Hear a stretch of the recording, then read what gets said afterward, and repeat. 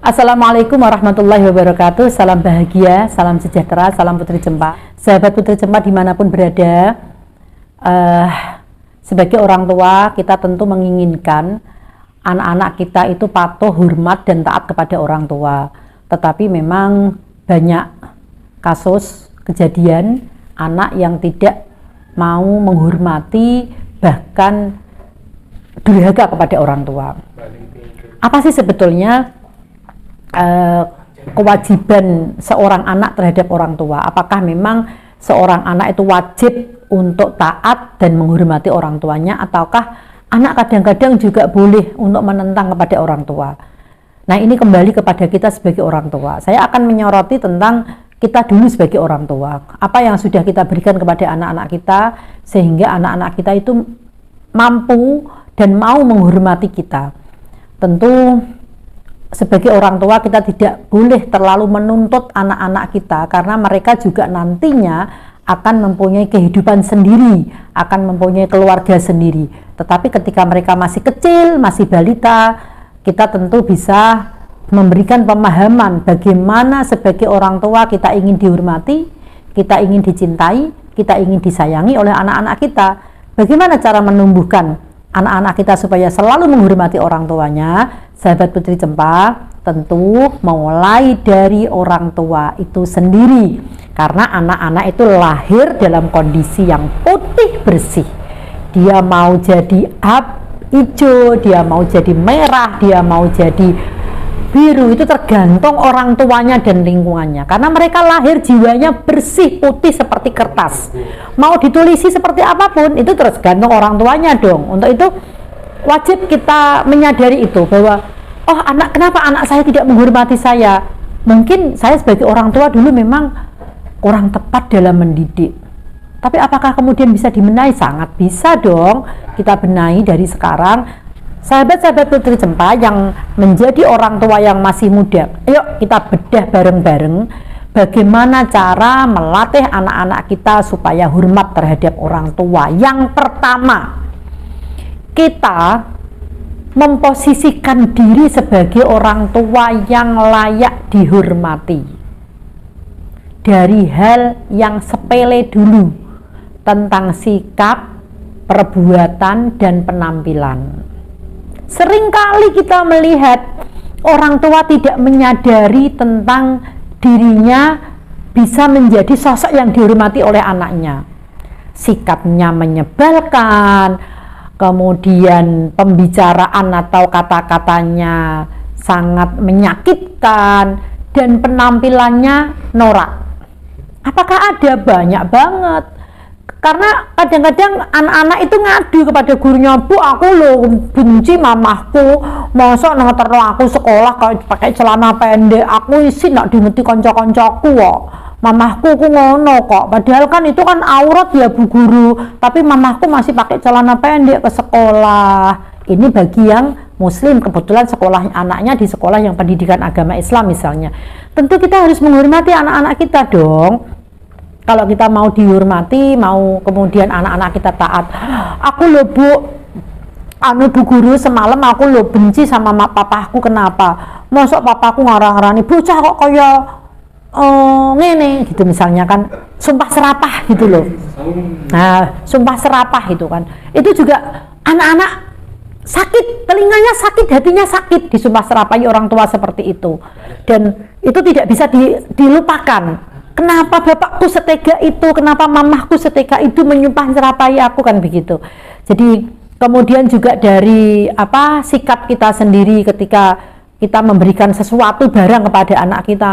"Mah nyuwun maem mah." Jipuk dhewe. Piringnya diuncalke celeng begitu kan. Terus, "Mana mah lauknya mah," misalnya. "Kok lauknya enggak ada mah? Tuku dhewe nyah duwite 2.000," misalnya 3.000. Ini kan sikap-sikap seperti itu tidak boleh diberikan orang tua kepada anak-anaknya. Kalau ada yang seperti itu, ayo kita benahi bareng. Karena anak akan hormat dan taat kepada orang tua dimulai dari sikap, kemudian perkataan, perbuatan, dan penampilan kita sebagai orang tua. Itu dulu, itu sepele banget, tetapi ini penting. Itu hal yang paling sepele. Sakarepku dong, aku memang kebiasaannya begini kok. Masa anakku ngono dipersoalkan. Itu kan kita sebagai orang tua, tetapi anak-anak punya pemahaman beda. Kita harus tahu dong, anak kita itu seperti apa, lingkungan kita bagaimana, kita harus menyadari itu. Kemudian kalau kita ingin anak-anak kita taat atau hormat kepada kita, adalah kita memberikan contoh, kita hormat dan taat kepada orang tua kita. Sahabat-sahabat Putri Cempa, seringkali kita menginginkan yang ideal terhadap anak-anak kita, tetapi sehari-hari anak-anak kita melihat kita sebagai orang tua memusuhi kakek neneknya. Kemudian anak-anak melihat bagaimana papa mamahnya tidak pinter sama mbah-mbahnya. Bagaimana mereka melihat kita sebagai orang tua memperlakukan dolim sama mbah-mbahnya. Dia akan berpikir, kenapa mamahku nyuruh aku taat, tetapi kok mamahku nggak taat sama ibunya ya? Kenapa malah papaku juga ngomong-ngomong jelek-jelek sama kakek ya? Ini kan tidak bisa kita memberikan contoh yang baik kepada anak-anak untuk taat kepada kita, tapi kita malah justru tidak taat kepada orang tua kita sendiri. Itu nggak boleh. Jadi yang ketiga, kalau kita ingin anak-anak kita taat kepada kita, berikan makanan yang halal, karena ini sangat penting sekali. Ketika kita bekerja, jangan wal kedua yang penting kuntal, jangan begitu, tapi kita harus, oh ya, ini rizki yang akan kita berikan kepada anak kita, akan dimakan menjadi darah, menjadi aliran mereka dalam seluruh tubuhnya, harus benar-benar rizki yang halal. Kita ingin punya anak yang baik, kita ingin punya anak yang taat, tetapi rizki yang kita berikan kepada keluarga kita harus dari nipu, dari nyuri. Naudzubillah min dzalik. Sulit banget. Yang keempat, sahabat-sahabat Putri Cempa, tirakat. Tirakatlah untuk anak-anak kita. Pada saat hari lahirnya kita puasa, pada saat hari lahirnya kita sedekah semampunya. Kalau kita mampunya sedekah Rp1.000, ya Rp1.000 aja nggak apa-apa, ditaruh di kas masjid misalnya, ini sedekah untuk anakku ini pas hari lahirnya, semoga dia jadi anak yang soleh, solihah, taat kepada orang tua. Lakukan itu dengan tulus, dengan ikhlas. Kalau kemudian kita kuat, kita puasa hari lahirnya anak kita tirakat, karena tirakatnya orang tua juga menentukan sikap dan perbuatan anak-anak. Yang kelima, kalau kita ingin anak-anak kita taat kepada orang tua, adalah kita memunculkan sifat tulus dan ikhlas. Jangan hitung-hitungan sama anak. Banyak orang tua yang hitung-hitungan sama anak. Astagfirullahaladzim. Na'udzubillah min dzalik. Kamu itu tak sekolahkan habis sekian juta, kamu kuliah habis jantung, kamu balasannya apa? Jangan memunculkan kata-kata itu di depan anak kita. Anak tidak semakin taat tapi malah dendam terhadap orang tua.